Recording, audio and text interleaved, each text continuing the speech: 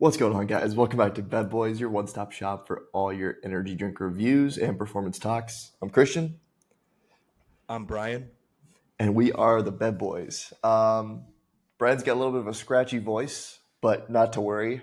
Old Frenchy Poo is going to come in and hopefully give you some not shit content. But we'll see about that. So yeah, first off, I got a. It's been a while since I've had one of these in this flavor.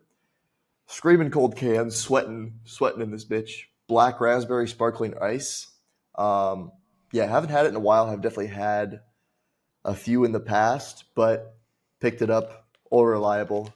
Had to stack this on top of a coffee that I already had to really get my fix. But yeah, looking forward to this one. Haven't had it in a while, so go ahead and just pop this bad boy real quick. That's crisp. Crisp as always. That's crisp. Yeah, I'm a fan of like even the normal sparkling ice without the caffeine that come in the bottle. The black raspberry is probably one of my favorite flavors out of those. They make a really good cherry limeade as well. But The grape, like the white grape, is pretty good too. yep, yeah, they make some pretty good flavors in that. This basically tastes just exactly like the one in the bottle. Just has a little bit of caffeine and it's in a can. So Yeah. today I wrote down actually a few things that I can actually talk from experience, and Brian can as well. But this is going to be more of a tactical episode. I wanted to go over some tips for interns. So specifically, if you're an intern in the strength and conditioning realm, the sports performance realm, me and Brian, as do most strength coaches that end up finally getting a job, you have to go through usually multiple internships to get there. We've both done a few of our own. Obviously, we're not out of the industry yet, so we must be doing something halfway decent. And I just Yeah. thought of kind of some tips that helped me along the way, from my first internship, just to kind of lay context, interned at a high school. Then I interned at Sacramento State. Coach Ryan Dietrich, that staff is now at Stanford. That was like my first real like big boy internship. And then I was an intern slash undergraduate assistant at Simpson College, where I went to school for the better part of 3 years. So that was more of like an extended, started off as an intern, slowly earned more responsibility. And then lastly, got the opportunity to intern at Elon as well. Elon University, Nick DeMarco and staff do a great job there. So I just thought of like 5 or 6 tips that I kind of thought stood out to me and what helped me along the way.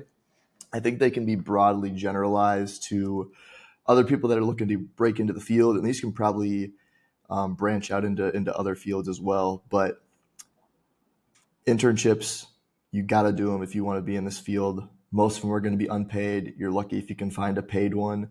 But regardless of all that, I think there's some general things that you should try to focus on. One, to get the most out of the experience as far as learning, getting reps in, building those skills. And then ideally, the end goal is to earn a reference from whoever's the head of that program and help you get a job in the field eventually. So, starting out for number one, and this one might be a bit controversial just because I feel like the pendulum has kind of swung back and forth on this point over the years, but I put first in, last out. Basically, be the first one in and the last one out. And I know there's been back and forth on this because I think initially, and this goes for sports in general, like working in athletics, you're going to work long hours. Now, sometimes people end up just being in for long hours and not really getting a lot of work done. And that's when we were all kind of like, okay, why are we just guarding our desk, so to say, just logging hours just to say we were there, just so I can say, oh, I worked a 14-hour day, when really you work 9 hours and then just sit around with your thumb up your ass for another 5 just to make yourself feel tough.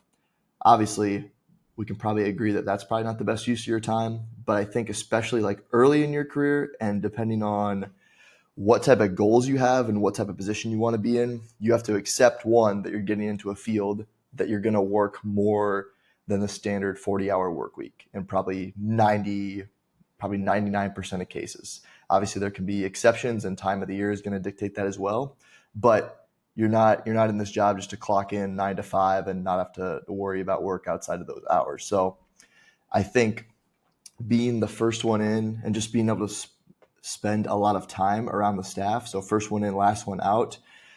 It's not for the sake of just being there for the most amount of time, but it's for what that gives you. One, I think it shows that you're committed to an extent. Obviously, like you can still show up like right on time, leave when everything's done, and still do a really good job. But I think showing that you want to be there a little extra early, stay a little extra late, will show that you're interested in getting the most out of your experience. And then I think the big one is it just gives you a lot more exposures and opportunities to learn. Like just basic math here. If you're around the people that are trying to help you learn and teach you for more hours, that's going to give you more opportunities and more exposures to learn from them, to get to know them as people, to build those relationships. And I think over time, if you do it the right way, that'll help you earn more responsibilities and probably help them see you in a better light by the time the internship is over. And I think we've talked about this, especially with the Elon internship. Most of the learning came outside of the structured hours. Generally, Gabe would say, all right, like plan on being here from 6 until maybe noon to 2 p.m., something like that. So pretty standard 8 hours. And then we kind of had that group of started off as just a few of us and then kind of grew throughout the internship that would stay. We would end up staying until like 5 or 6 and then going to get dinner and stuff like that. And those extra hours, yeah, part of it was just kind of like bullshitting around. We would train together, but there was also some really good conversations we had outside of the actual structured curriculum of the internship that added a ton of value, I feel like, and made us think even more about whatever we were going over. And it just kind of made us closer. And I think it just showed that we were all really trying to get the most out of that experience and that we enjoyed being there too. Because like I said, it goes back to working the long hours. You can only do that for so long if you're not actually into it. Like you gotta enjoy what you do to an extent. And I'm not here to say like, oh, just focus on the journey and not the outcome, because I don't think that's always necessarily true. But probably better to somewhat like what you're doing instead of just hating it all the time if you want to have a sustainable career in this field. So I think that's an important thing, is be willing to put in extra hours either before or after in order to get those extra learning opportunities and just exposures to being around the staff and the other interns as well. I think you can learn a lot from other interns and just building those relationships, especially because you're probably at a similar point in your career with people you're interning with. And 10, 15 years down the line, you might be the type of people that are in those director roles that are trying to build an internship program, and having those relationships down the road and building those friendships, I think comes just through time spent together. So I don't know if you want to add anything to that point, Brian, or if you disagree, agree. I mean, the point you made with the time spent outside of the hours there, that's a huge one. There was so many times that we went probably 9, 10 layers more deep on even just the topic of the week that we did. In the off hours after everyone was done when we were training, because someone would have another question, and that question would develop another question or another, and like so on and so forth. Like those are the really big things. I think it's such a weird one because I have a unique take on it, especially at Elon. Like our internships ran a little bit different, in the sense that like we're not going to sit there and be like, you set the weight room up and then you get off to the side. We're very, very like straightforward. Like from the jump is like you are here to coach. You're going to coach. In that sense, I think like maybe even in all internships, like they got to be eager to coach. You should be the squeaky wheel. The squeaky wheel gets the grease. If you're the kid that's always asking, like, "Can I lead something? Is there anywhere I can coach? Can I take some kids? I can work with them. I can do this. I can." Eventually, they're probably going to say yes, right? And you do good, and you care about it. You're going to get a chance to do it again, and so on and so forth. A lot of people are very scared to coach, but those are the same people that don't want to do an internship. And I think that's one of the other things I would say too, is that an internship is necessary. And this sounds, there's probably some inherent bias from me as an internship coordinator looking for interns, but you have to intern. And it's not because, oh, I did it, you have to do it. It's like, no, it's because most people aren't ready to just step into a role where you're paid to not screw up. You have to have an opportunity to screw up and learn from those mistakes in like with a safety net around you. When we give you the opportunity like at us to let you do that and to let you fail and you're like why didn't that work, and we sit there and we ask you that and you have to think about that, you're in a better spot when we're not there, when you have that paid job to go out and get something and get it done right. Those are like really really important things that unfortunately it's like it's not something you can write on a resume. But what it is going to be is when you get sent off to that first job, you're going to be a far more capable coach than what you would have been if you would have just hopped out of school thinking that you deserve to go be, you know, a coach here, a coach here, a coach there. Every kid thinks that they're going to leave school and there's 10 people waiting outside with a job offer. That's not how it is. And it sucks. I understand. I empathize with every kid that thinks that's how it's going to be, but it's just not. And then finally, the other thing is too, is I think you're a great example of this. It was you had a GA ship lined up and you ended up saying no, you're going to go intern at Elon. You can get a better job if you are a good person, you make an impact somewhere, and you know that they place people. You can get a better job than what you would have gotten on your own because now you have an entire staff who's vouching for you with not just your network or the director's network. You have, like for us, we have, I'd have to count, I think it's like seven now that we have Luke. Um, as our fellow, but it's like we have seven people who now you have access to all those coaching trees, all those networks. You can now get a job from one of us instead of you just trying to cold apply and hoping to God that your resume says, student here was an athlete, did this. It helps out, and it's an unfortunate piece of the industry that it's not always what you know, it's who you know, but it's a thing that matters. And I think a lot of people don't understand that at first until they're into the 1-2 years in the industry where it's like you can be a great coach, but if no one knows who you are and no one's willing to vouch for you, it's going to be a really hard time getting a better job. So you got to be able to choose those situations. And honestly, interning is one of those great things that you can do. And I understand a lot of them aren't paid. So you got to be hustlers, right? You worked at the CrossFit gym. This last summer, we had one person who was, Colton, great intern. He was an awesome kid. He's going to work down at TCU. He's going down there now as a baseball kid. He came from Nebraska. He door dashed every night. There's a lot of creative ways you can make money now without, just to put yourself up and be able to pay for the rent, you know, pay for some food and stuff. But there's all that stuff. It's like you got to be able to do that. You got to be able to put yourself in an uncomfortable situation, be okay living in a short time, very uncomfortable situation, and then you're going to reap the rewards down the line. And I don't think a lot of people are, and this is going to sound like I'm sounding on a soapbox, and I understand that, but a lot of young people or a lot of young professionals in the industry aren't quite okay with that because the way college has been set up, it sucks because now they're paying 3 times as much to essentially sit at home and take an online class, so to do less work. They haven't been put in an uncomfortable situation, so they haven't had the life experiences to grow and mature. So it's almost like you kind of eat that shit in the 2 month span and we cram it in there to get you ready for stuff like that. But a lot of it is like a lot of that safety net stuff where it's like you can fail there. You don't make rent, you understand what it feels like, or you don't be able to pay for your housing, whatever it is. Coach might be able to say, hey, like, don't worry about that. You come live with me, come live in my spare bedroom for the last month of the internship. Or you go out on the floor, you absolutely butcher the prep, and we're like, okay, that's fine. We'll step in, we'll save it, we'll make sure we get everybody ready, and then we'll show you what you did wrong.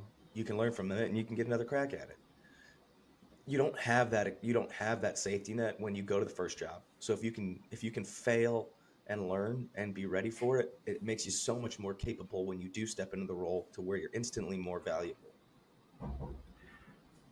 Yeah, and I think it goes back to, I think of the book Mastery by Robert Greene and how things used to be back in like medieval times or whatnot, and the concept of an apprenticeship. and like a general like apprenticeship, whether you wanted to be a like a blacksmith or an artisan or something like that.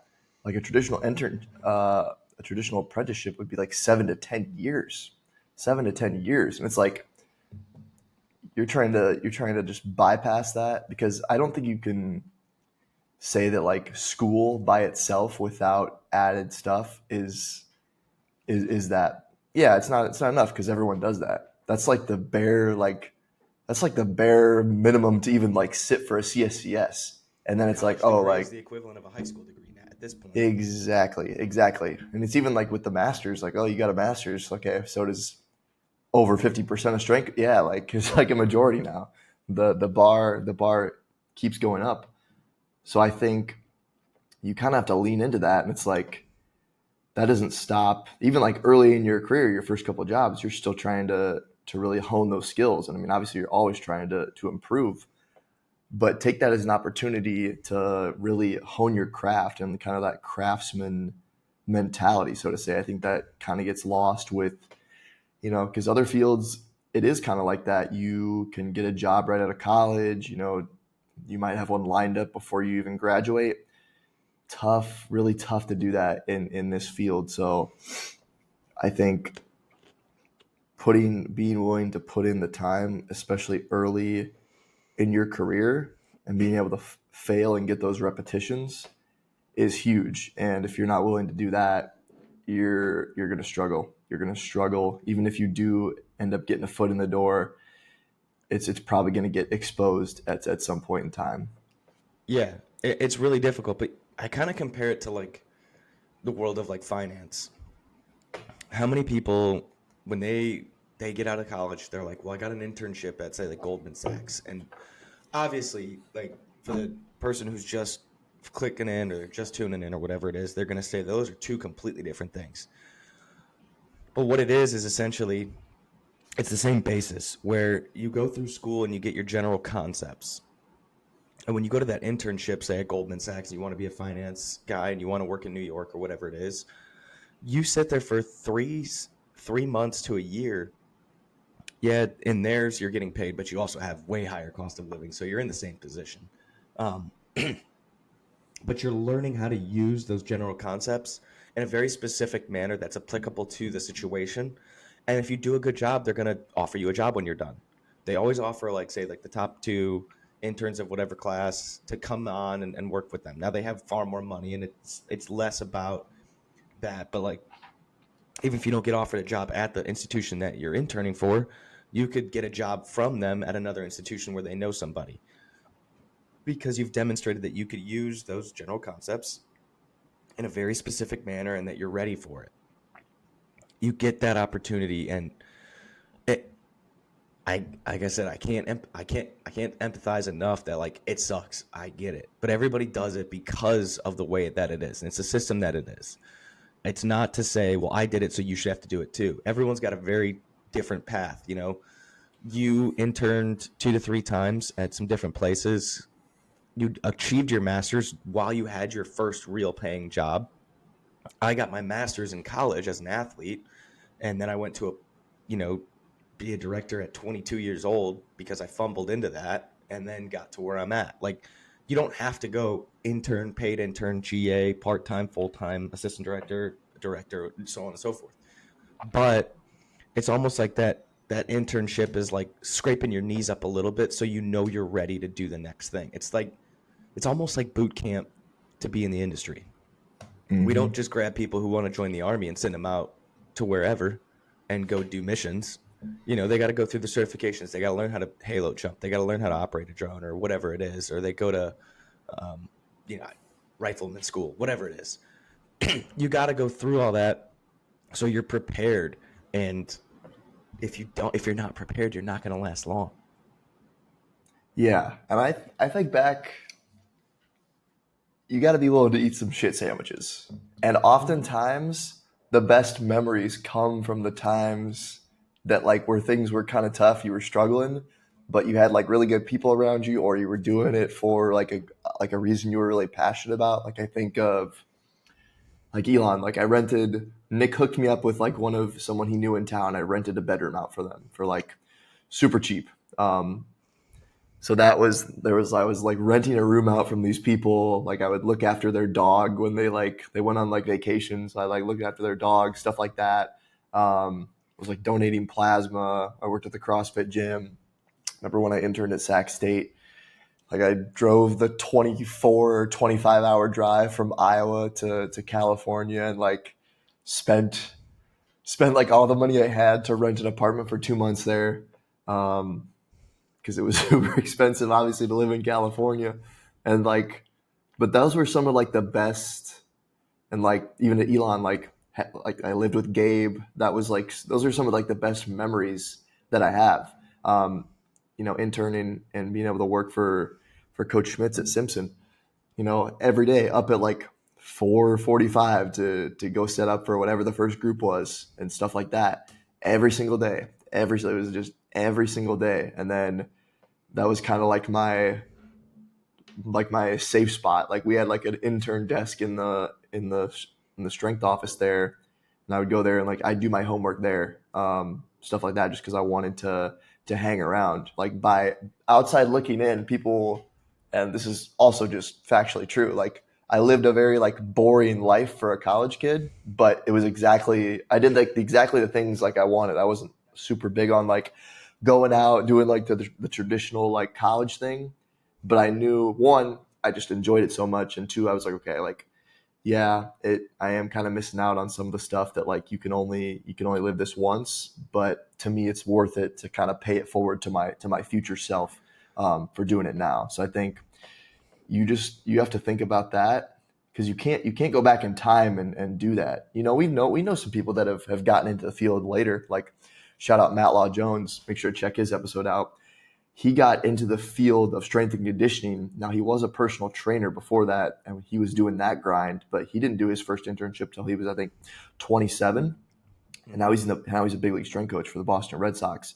So we know people that have gotten into the industry later, but you can't go back and necessarily like that's less common, and you can't go back and like redo what you could have gained from that internship, from that certain experience. So you really early in your career you really need to be willing to kind of do a little bit more, and just thinking about like paying it forward to yourself and not doing it to say like, oh, I did these internships and we worked 12-hour days 7 days a week uphill both ways. Like you do it to try to be a better coach. You shouldn't do it to try to brag about, because we're all in the same boat there. Yeah. Surprise, buddy, everyone's working long hours, everyone has to do it. You do it to try to get better, you do it to try to improve and provide a better service. I mean, that's another thing though, is like you look at that is Matt was 27. Matt was 27. He made a good living being a personal trainer.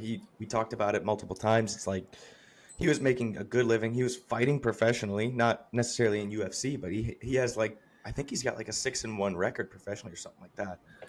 Um, from all accounts, anyone looking in would be like, this guy's got a great life, And he still went and interned twice. He went to Hmm. uh, at TCU and then I think at Missouri State. Yeah, or I think it was UC Irvine and then TCU and then Missouri State. He was like part time or something. Like part time Oh, is similar, but yeah, he and did that now whole yeah, grind. he Um, did the whole thing, and now look at him because he was like, I need to get better, and I feel like I'm not ready, and he just said, I'm gonna go do it, and he went and did it. It's one of those things that you just got to do to prepare yourself for the industry because it's a beast, and a lot of mhm. people aren't comfortable with that idea, and they think that they're the anomaly versus the structure that's been set up in front of them, and saying like, well, it sucks, but you got to do it. Yeah, and like you gotta like there's some fucking dogs out there. Like there's some guns out there. Yeah, like I don't want to say there's lazy people because I think the lazy people get sorted out and are out. Like so you got to be ready to step up your game and compete. So that's I think that's a Hmm. 20 to 25 minute rant on spend more time at your internship. The second one that I had written down was being having intellectual humility as well as intellectual curiosity. And I think this is something that that's like a meta skill for life too. And creativity, you could throw that in there. And I think it's about being confident in what you know, but not being like a poser. Don't try to act like you know everything that you don't know. Like, yeah, and this is going to be different for everybody because people are at different stages of development when they come to an internship. Some people are a little more polished, maybe they've done one or two internships before. Some people are just trying to see if this is what they actually want to do. So that's going to look different for everyone.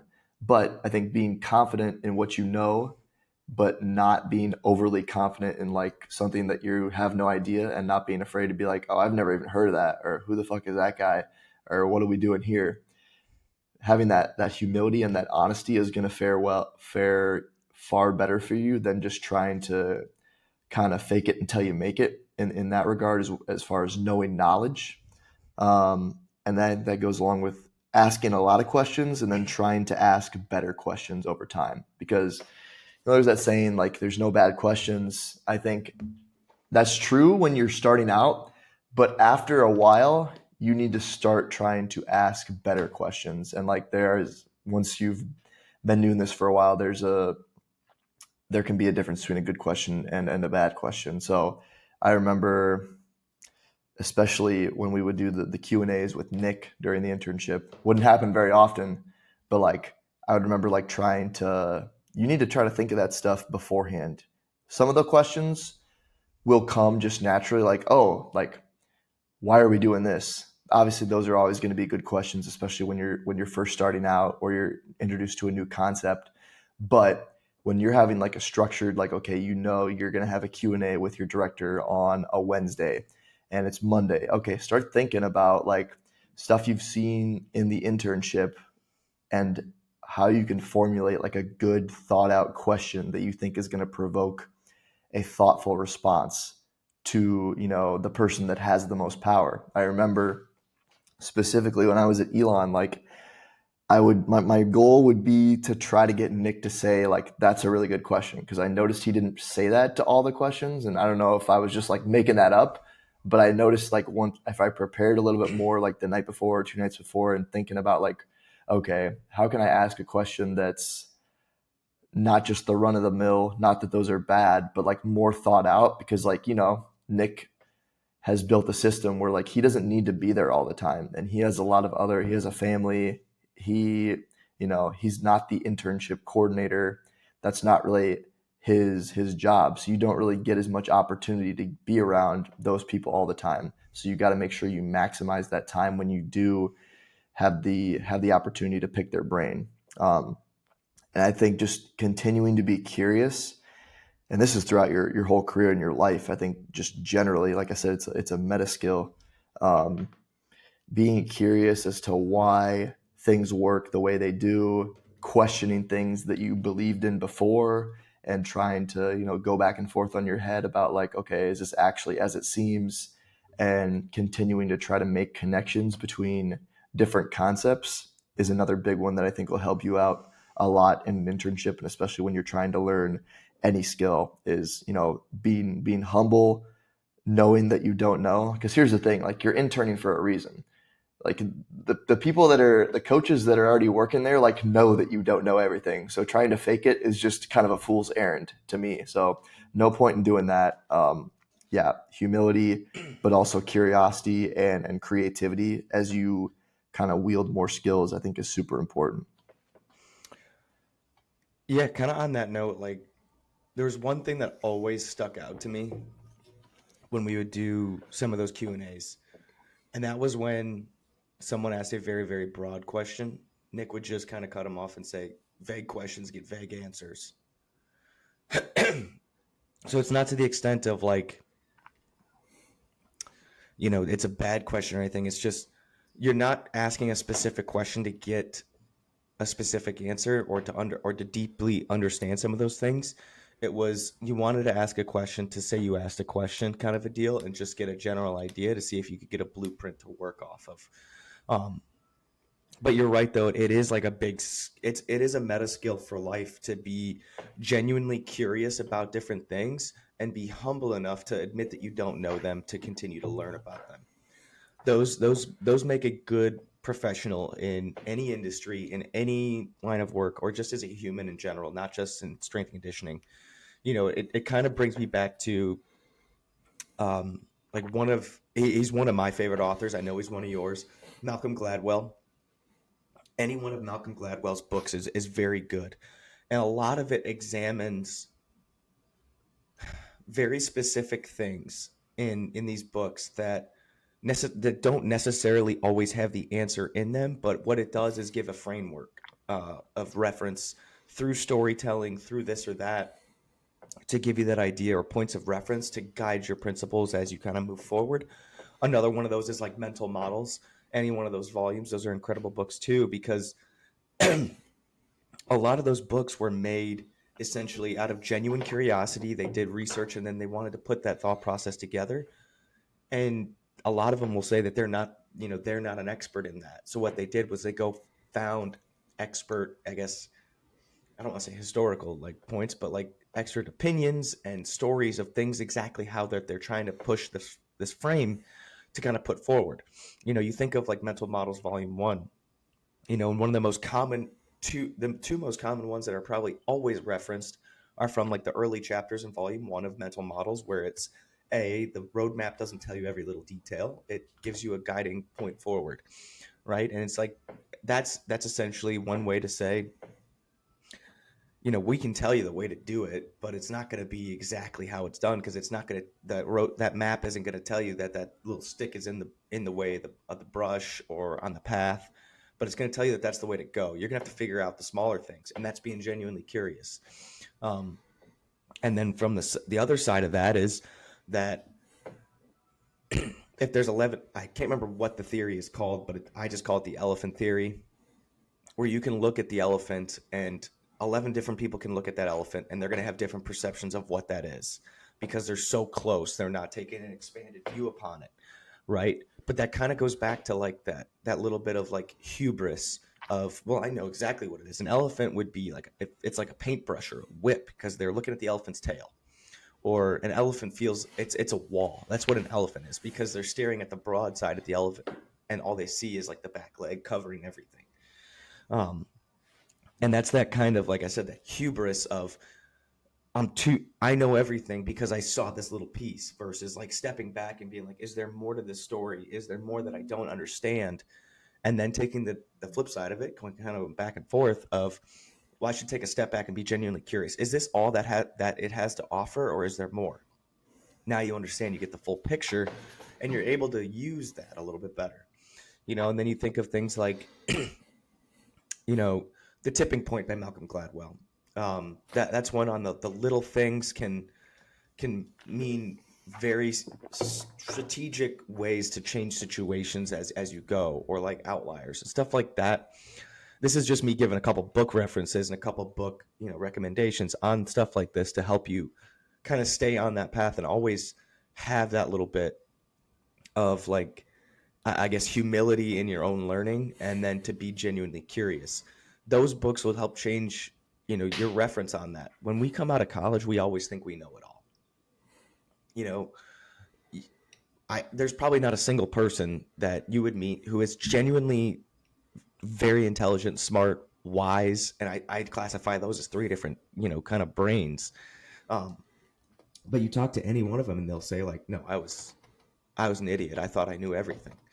And it wasn't until they started to learn more that they kind of came back and they were like, I don't know as much as I think I knew, and now I'm better for that. I wish I would have done that earlier, you know and kind of goes back onto like the internship stuff, where it's like, I wish I would have read some of this stuff going into my first internship, because I would have been able to ask better questions, understand more information, and not take things at like face value. If I would have had a deeper level of knowledge and a little bit more of that, and not be as afraid to be curious. I think that's a big thing too, is a lot of people are very afraid to be curious, because it kind of shows that you don't know everything, and they want to feel like they belong. It's that tribalism kind of aspect to it, to where it's like, I'm one of you guys. It's like, you're on page 2 and we're on page 437. So it's not the right comparison. And they want you to ask those questions because they want to be able to deliver the information. And if someone can teach you the information, they'll probably help them understand it more. But instead, you kind of sit there and you say, oh, well, I'll just take it for what it's worth. I won't ask a question because I don't want them to think I'm dumb. But if you would have been able to have three more, four more conversations on that and learn even more, and became a little bit better through that like humility of being like, I don't know. Can you just explain that to me? Yeah, that's a really good point. I think to go off the smart versus intelligent versus wise. Like speaking of idiots, one's talking right now, but the way I see it is like intelligence is somewhat, I don't want to say it's like somewhat genetic, but like it's probably like some people are just like they learn things quick. They might just have like a higher IQ. Not saying it's, I don't really know too much of like the research about like how much we can change that, but I'd say that's probably like the more of a non-plastic quality. Some people are just like intelligent. They can pick up stuff quick. Smart is like, okay, you study hard, you learn more, you can be smart. I think anyone can accomplish that. Wisdom is something that I think can only come through over time and experience. That's why we say like old people are wise, or we might say someone that's like wise beyond their age or their years. And I think that comes with, I'd say, probably more experience and time. You can find someone who's, this goes back to the common saying of, do you have X amount of years of experience or do you have 1 year of experience X amount of times? That's the difference between, wisdom and not having it. There's probably some people that have questioned more things and have become more wise in less time than people that kind of seem to coast and think they know it all, and they might be older and have more years in the field, whatever field it is, that they might be less wise. So I think that stuff definitely has to be earned over time, and that should be kind of everyone's goal, is to just be wise and to try to achieve mastery in whatever their craft is. And you know, Robert Greene again and Malcolm Gladwell goes back to the famous 10,000 hour rule. That's you can that's a lot of hours, and there's no way to cheat that. You can Some people do it quicker if you put in more hours. Some people it takes a little longer, but there's no way to really cheat the system and say, oh, like I want to get there. If I just do this different technique, I can get there in half the time. Like no, like the work is the work. So Yeah, you have to put it in. completely understandable. I think you kind of summed it up about as good as it gets with the intelligence versus the smart versus the wise. Um, I there's not anything I probably have to add to that other than a personal anecdote. So you whatever we got next. Yeah, I think another one. This is pretty commonly known, but you can overlook it. And if you overlook it, it can come back to bite you in the ass. And that's just like always being prepared. I remember one of the things my Sam always told me at Simpson was like you have to always have a pen and paper.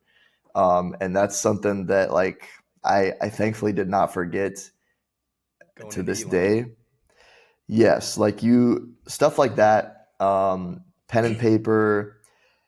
And then a big thing when I was at Sac State was like knowing exactly what the workout is. Like Coach Dietrich was like, you should like, he's like, you need to study like the card. Like you need to know, like I should be able to quiz you tomorrow and like exactly the exercises, set reps, stuff like that. So I would literally do that the night before. I would like study, like I'd have the Excel sheet and just be like staring at it.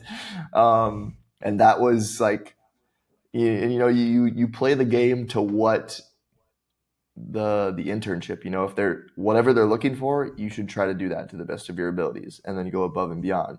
Same thing with like, and this goes to like knowing names too. Like when you're first working with the team, you should try as hard as possible to know everyone's name as quick as possible. I remember like I was, pull up the roster, even if you've never even seen these people, pull up the roster, try to look at what they look like and then their names.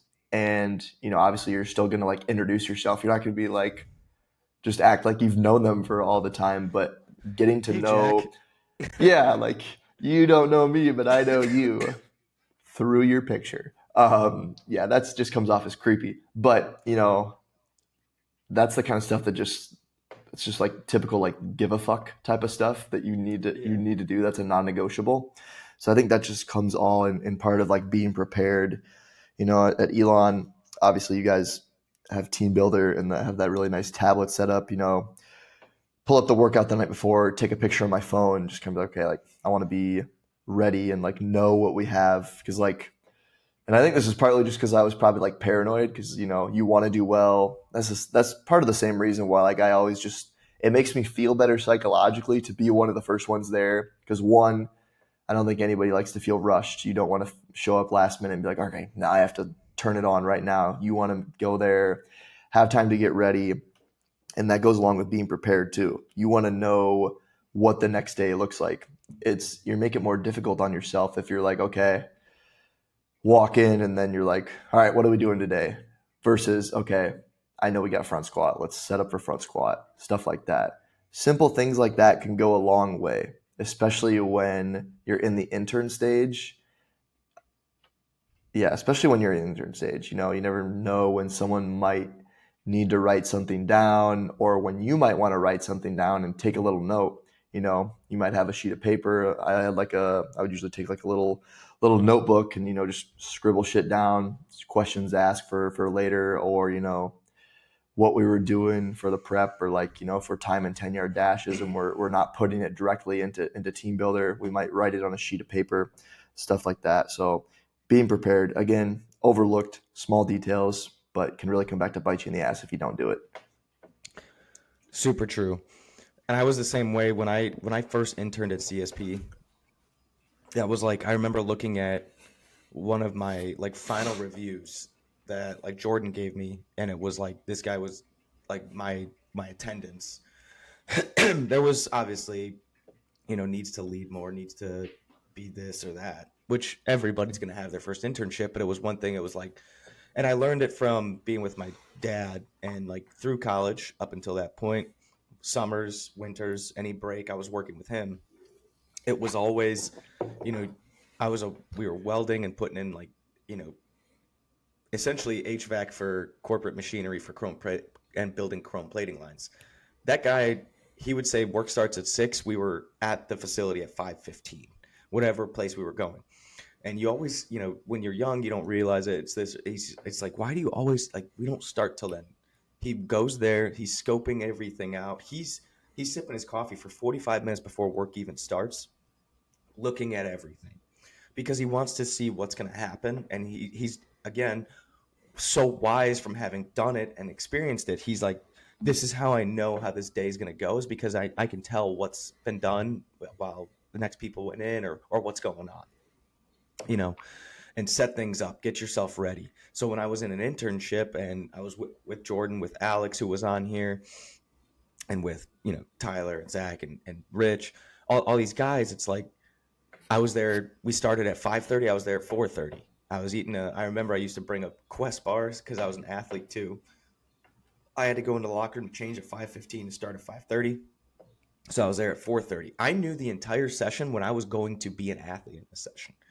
I could tell you the sets, the reps, how many, are we playing small sided games? Are we just doing linear sprints? I could tell you who was going to be on the GPS because we had to rotate through them any single day of the week, strictly because I was like, I'm going to set this all up. I'm going to know everything. When we go into the weight room, I know exactly what needs to happen. So, like, I would be running from the field to the weight room because they were a little bit separate. I'd be slamming another scoop of pre-workout as I was going in there. I'd have my whole rack set up ready to go. My whole rack was like done. It was all set because I was like, we're going to be ready. It was that kind of thing though, where it's like, if you're always prepared, you're never in a situation where something's going to go wrong. You can always change it, like if anything's changed at plans, but then you're just changing with everybody else and you have that time. But my barbell was out, this was out, this was out, everything was ready. It's an intangible thing for somebody to want to be prepared and care a lot about it. It's not something that you really just, I guess, you can learn it, but it's really more so of like a piece of that human, almost like that nature versus nurture kind of effect, where when they really care, they're going to put the extra effort in there to be ready for it and have things ready. And it just makes everything smoother sailing, especially when you think about it from like a staff perspective. If I got 5 interns who come in and they're sitting there like, well, I'm going to make sure this is all set up. Now I can, if I wanted to, I could sleep an extra 15 minutes and show up at 5:30 for a 6 a.m. session, or I can show up at 5:45 if I have a problem and my dog pooped in the house. I'm not like worried and flustered. Or it might be a nice surprise when that does happen and I walk in and everything's set up. It's like, okay, cool, I can sit down for a second, grab my watch, grab my whistle, like get ready, go out. That stuff, it is a very much like that preparedness allows everyone to be smoother. And you kind of brought up the point of like always have a pen and paper. Within your first week of that internship when you were at Elon, we walked outside, we something went wrong, no one brought a paper, no one brought the paper to require or to write down anything, no one had a pen, and Nick started asking, who's got a pen, who's got a pen? You came over, you had that like 6 by 3 inch like little notepad. Yep, crackhead notebook. the crack the crackhead's notebook, and you had a pen like in your collar, Yep. and you pulled the pen out and you clicked the pen, you're like, I can write it down, just give me the names. Right. And then that was kind of one of those things where it got addressed to the entire internship class when everybody was there. And this is an 8-week interview and you all are off to a bad start except for Christian. It's like something as simple as bringing a pen and a paper makes you inherently more valuable because they're like, okay, this person is thinking past, I just show up and I'm here. It's more so I'm going to provide value or I'm going to learn and I want to retain this information or so on and so forth. It's really important stuff that people don't think about. Yeah, you have to. You can't just show up and. I mean, you can put the logo, like you can check a box and put the logo on, but that doesn't mean anyone's gonna put in a good word for you. Like they don't know you shit. No one knows you shit. You gotta earn that. You Yeah. gotta earn that. Yeah, that's well said. Another one I had down was, and this kind of goes off that, like don't ever think that you can coast, especially within the context of an internship. Like they're usually summer internship, usually around 8 weeks, give or take.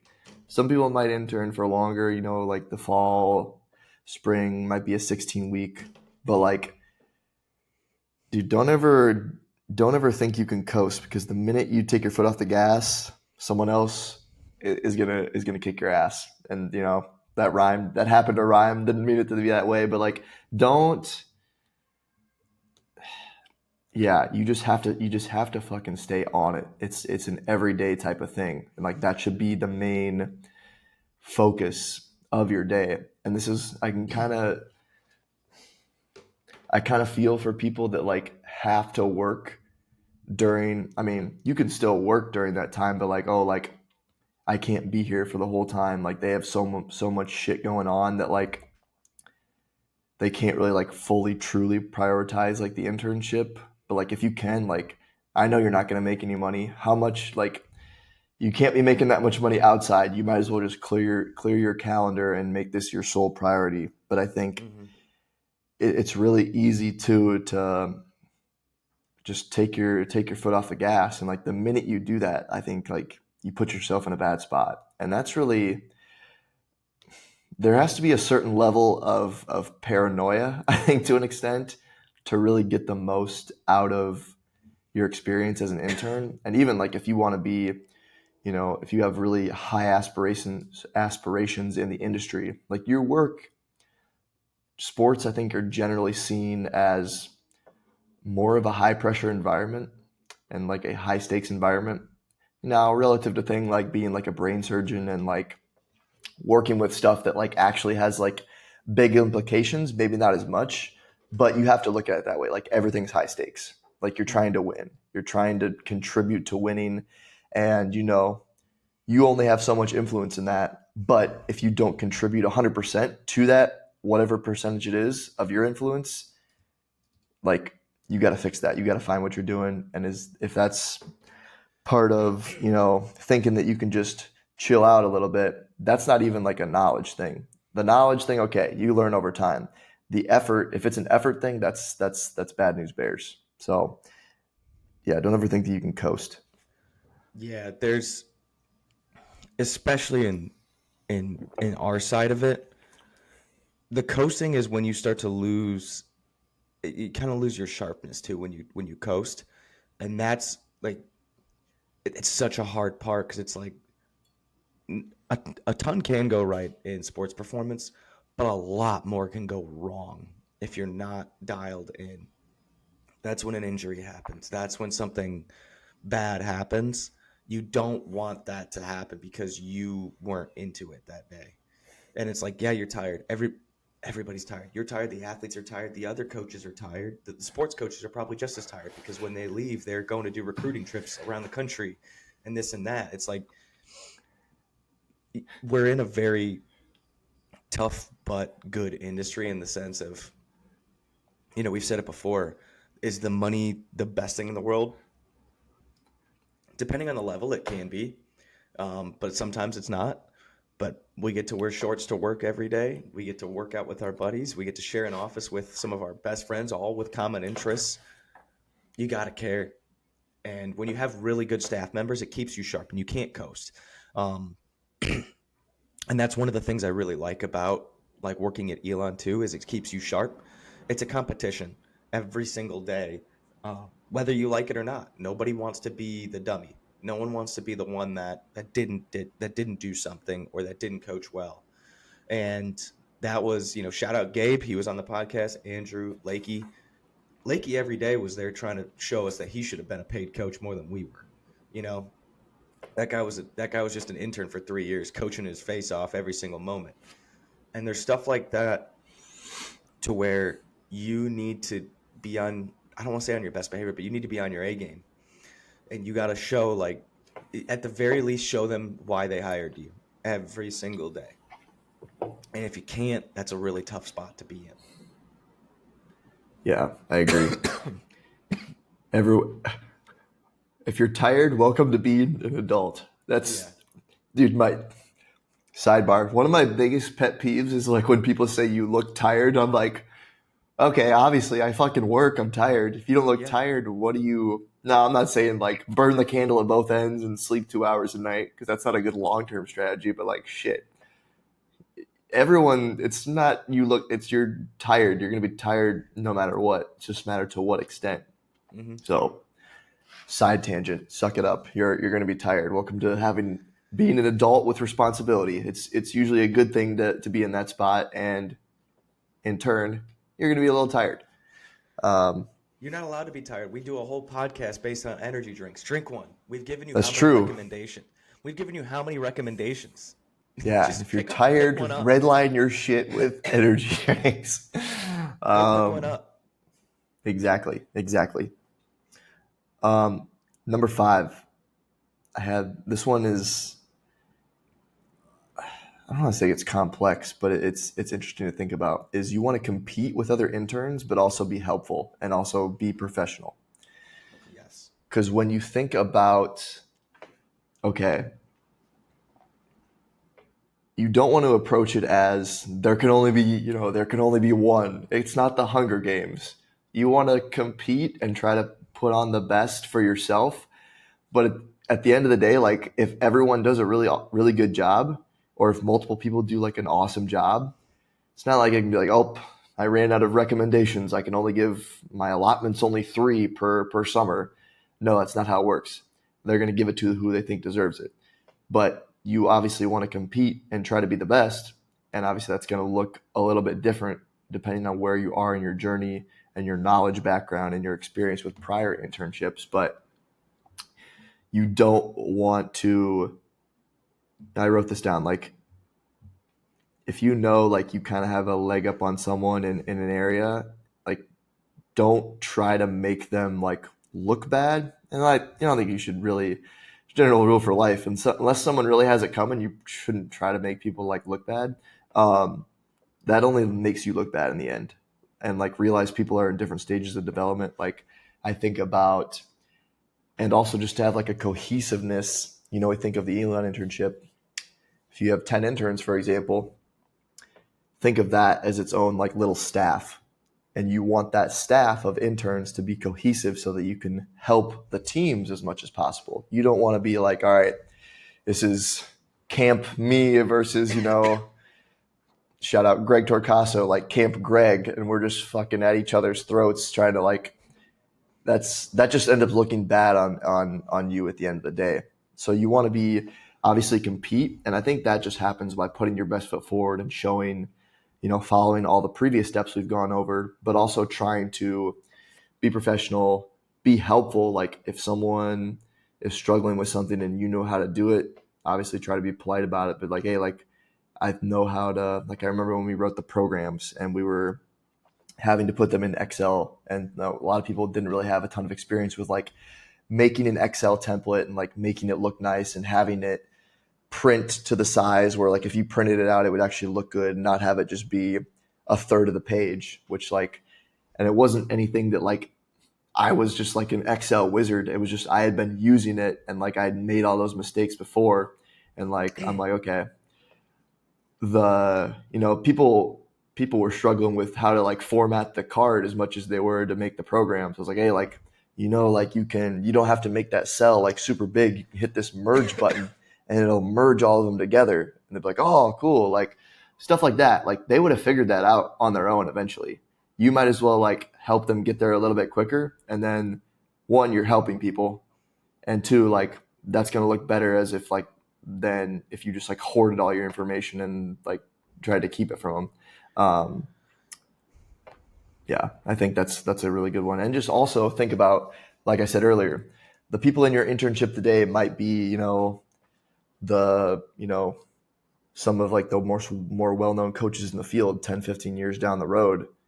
You probably want to make good relationships with them so you can stay in touch and help each other out down the road. I couldn't agree more. Like a good healthy competition between them is a good thing because everyone's going to have their strengths, everyone's going to have their weaknesses, but that cohesiveness around each other allows you to really elevate someone else's weakness to become a strength as well. And like that last little bit you said is like you don't know who anyone's going to be after that. I interned with my mentor. He was 3 years older than me at the time, and Alex, he was on here. Shout out Brojo. Him and I interned together. We just became really good friends as when we were interns, and he was graduated. He had done school and everything. He was ready for a job, so he got brought on, and he got retained at the school, and then he coached me, and then he hired me, and then when he left, he got me promoted. It's that kind of thing, and it was like all those things is we're in the same spot at the same time, and that was great. And I had a little bit different of a skill set than he did, but he had a far different skill set than I did, and we helped each other out, and he really helped me grow, especially on sports science stuff because he was just so intelligent with all of that, having been deeper in the industry, and he's had more experience with it and just really passionate and good about it. you know and because we became cohesive, and he wanted me to be good just as much as I wanted myself to be good, and vice versa, that when I was he had an opening, I saw it on LinkedIn. I texted him because I knew he was the director at the time at Northern Lights, and I was like, hey, do you think I'd be good for it? Because we already had a pretty good relationship, I walked in. I came in with, dude, I remember I had this fucking stupid sweater on with a collared shirt underneath. Dress pants, nice shoes, my resume, a portfolio, a ready-made program. And I walked into his office when we were there, and I was like, so what do we do? And he's like, he just handed me I remember he handed me an apple fritter on a plate, said, why don't you munch on that? Then we'll take a walk around. You got the job. Don't worry about it. That was my That's first interview. amazing. That was my first interview because of that type of relationship of that, like, we challenge each other, but we are here for each other, and that kind of thing, to where even now, like, we text each other and we'll argue about something, but it's not like a heated argument. It's like, I don't really think that's it. This might be it, this and that. But it's like, you become very understanding of the individuals that you're around and work with them and want them to be just as good as you, but they respect you in the same way. You know, that one thing that guy probably has more than any one of us combined is, you know, 405 pound, 400 plus pound benchers. So if you want to learn how to bench, I was almost one of them because of him as a track athlete. So it's like, you understand the strengths of what someone really understands and what they can push, and vice versa, and learning from them and being with them and wanting to be in their camp and helping them out only makes that experience better, makes you grow. And then down the line, you never know, that might be the person, because they remember that one moment. Maybe they get lucky or you get lucky, vice versa, and you're like, I want to make this a good staff, or they do, then they hire you. Yeah, exactly. And I think that rolls really nicely into the last point I had. And that was just stay in touch with both the staff and the people you intern with. And not just when you need a reference, like building actual relationships, building actual friendships, whether it's just to check in and see how everything's going, or if you have like a special, like a specific question that you want answered that you think that they could give you good advice on, or, you know, looking for career guidance, or could even be life guidance depending on how close you are to them. I think that's huge, and that's something that I've really been trying to do a better job of, is like trying to reach out like on a somewhat consistent basis to the guys that I interned with. Just because, like, you know, I think of like Greg. Like Greg is someone that I Greg is someone that like I call, he's my friend, but like I love to ask him questions because he's like one of them. He's like one of the smartest, and like especially for his age, like one of the most well-read people on training. And I know that he's like relentless about like always like trying to learn more. So I love to like pick his brain, and we bounce ideas back and forth on training and stuff like that. Kel Smith, another guy who I'm like, dude, like you know baseball way better than me. Hunter Lakey had a like a 3 hour conversation last week with Hunter Lakey on the phone. Did not expect it, but we had like a really good conversation about baseball and like how things are going, how we think things are going to change, stuff like that. Like staying in touch with those people, because over time, like one, they might help you get a job. You might be able to help them get a job.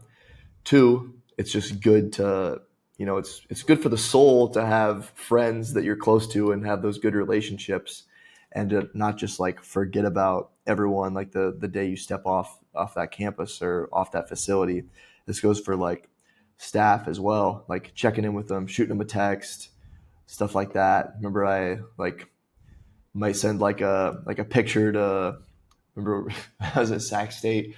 I was going through. I was just going through. I had this big ass like folder jam packed with like every Excel sheet that we had from all the programs. I happened to be going through it one day, and like we would we would have a group called like a doesn't want the smoke group, and those were like the guys that were like injured, but they were like minor injuries that we like basically thought like, hey, they kind of just don't want to play.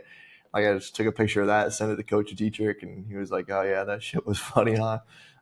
So just stuff like that, and I think that can only, obviously like everyone gets busy, but take the time every, you know, if you're close to that person, maybe it's every week or every other week, if but just to like check in every now and then, give them a call, shoot them a text, stuff like that, staying in touch, and that'll pay dividends down the road, whether it's a job or just, you know, being able to shoot the shit about training. You know, we're going to we're all going to be going to Greg's wedding here next. I think it's next year, and so that's the type of stuff like it's beyond the weight room. Like that's going to be a major like life event for him, and we're all going to be able to be there. That's really cool. I'm gonna be standing up. Yeah, I was gonna say Brian and Gabe are actually gonna be in the wedding, Yeah, I wasn't expecting that one, but um, but you I never could not. know. I could not be more honored. Yeah, it's one of those things where it's like the relationship trumps everything else. It's like just not what we could just do for them, but like a great bond, one of those things. And I think it extends past the internship too, to like the staffs that you work with. You know, some of my best friends in the entire world are the people that I've worked with, because you spend so long with them. And even if they do leave and they go somewhere else, it doesn't end the relationship. They're just living somewhere else. All my friends are in my pewter, you know? So, when we go there, went to another friend's wedding, and a couple of years ago, and I got to see all my buddies that I worked with at CSP, and it's all these good things. And even to the same extent of, I some of my best friends in the entire world are some of the most busiest people in the entire world. You know, you and I we make time for each other every Sunday on a podcast, but once a month, I still get on a FaceTime with Andrew, Gabe, and Lakey, and we sit there and BS for a couple hours. Matt and I will still text each other, even though he's on, one day he's in Boston, the next day he's in San Diego, he's going over to Minnesota. I'm telling him where he's got to go eat, stuff like that. Those relationships are super foundational, and they keep you, I don't want to say they keep you leveled and alive, but it's really easy to get sucked into work when you realize, even when somebody leaves, that person meant something to you. And I'm a terrible texter. Anyone that knows me, even if you ask Greg right now, it took me 2 days to text him back because I was driving on a road trip and then I got sick and I just said, screw it, I'm not touching anything. But it's those kind of things that they're very important. Those relationships are super important, and staying in touch is super important because you never know where someone's going to head off to. And you never know, they might need you. And if you meant something to them, then you can come back to them and you can get with them. But get with them. You could help them out and be there for them. I know that one's going to come off a little bad, but I think Christian just froze on me. I think we're about good for that every once in a while.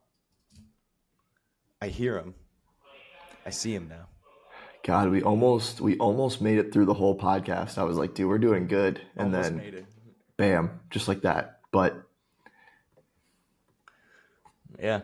Can you hear me, Brian? Yeah. Yeah, okay, you got me. Okay. But yeah, and I think it's just like you just feel good after you talk to someone you haven't seen in a while. I lost him. Well,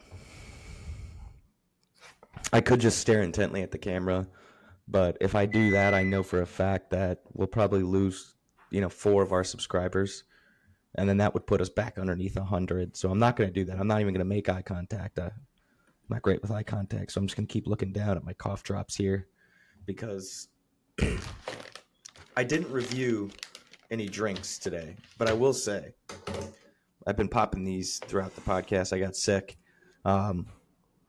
This is a not sponsored ad, but if they do want to sponsor me, I would definitely take it.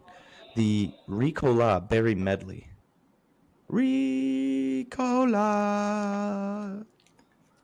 are very, very delicious. Now, the problem with these are, like, look at that. I mean, just a nice little berry cough drop with the menthol to soothe the throat. A little bit of honey in there. Here's the problem with them, though. Oh, it's Baron Mischunk. Oh, no, that just means berry medley in a different language. Okay. I think that's like Finnish or something. The problem with these is they're like candy. You really just want to eat them, and you got to tell yourself not to. Especially with me, they're like a Jolly Rancher, but like kind of a good for you. Not a good for you because there's still some sugar in there, but they're not a terrible for you Jolly Rancher, especially if you have a sore throat. Overall, I would say those are like as far as a cough drop goes when you're sick. When you're not sick, they're like a 6 out of 10, 6.2. When you are sick, these are like a 9.4. Halls are good too, but man, they almost kind of burn. They got so much menthol in there, but I understand why people get them. I just got a bag full of these things right now, and I've been just popping these and water, some vitamin C. Can't be getting sick on these hoes.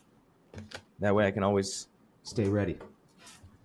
Hopefully soon Christian pops back in here and we can wrap this thing up. But if not, I'll start to close it here. Thank you guys for watching. We appreciate everything that you guys do for us. I think if I check our subscriber count right now, I'll pull it up. If we go to our subscribers, and you guys listen to us on YouTube, we love Spotify. You can follow us on Spotify on there. We love Spotify. It's super great. However, we love the most out of YouTube. That's our big thing. We love the YouTubes. We have 104 subscribers actually. So if we did lose 4, we'd still be at 100. But by all means, this is what we do. We love this. Please, please subscribe to us on YouTube. Follow us on Instagram. We're just bevboys.tv on Instagram. You can find me at B Shakuski. That's BSZUTKOWSKI. Little Frenchy poo while he's out. He is French underscore fit 40 on Instagram. You can definitely shop our merch. That is bevboys.com. You can grab a hoodie, a hat. We got dad hats out there. They're absolutely great. Maybe you want to go golfing in them. We're trying to see if we can get some bucket hats. I know we've got some requests on those, but we're trying to get some bucket hats. Frenchie's back, even though now I just read all the Instagram, all of everything. I plugged your Instagram, but definitely please follow us or subscribe to us on YouTube, like the video. We want to get that to like 500 subscribers. It took a little bit over a full year to get us to 100, but we want to keep that growth going. Please, please, please follow us, subscribe to us on YouTube. Go to bedboys.com. French, anything else you got? No. Hopefully that was a good like tactical episode that can be applied to sport performance, strength and conditioning internships, or just like anyone who's just getting started with their career. Those are good principles to have and to follow in order to learn and improve at your craft. So hopefully we provided some value in this one. Like Brian said, go do all that shit for the boys, and got some good stuff planned here in the next few episodes for some guests and whatnot. So appreciate you guys tuning in. Damn it. And we'll see you in the next one. Fucking Peace. coin.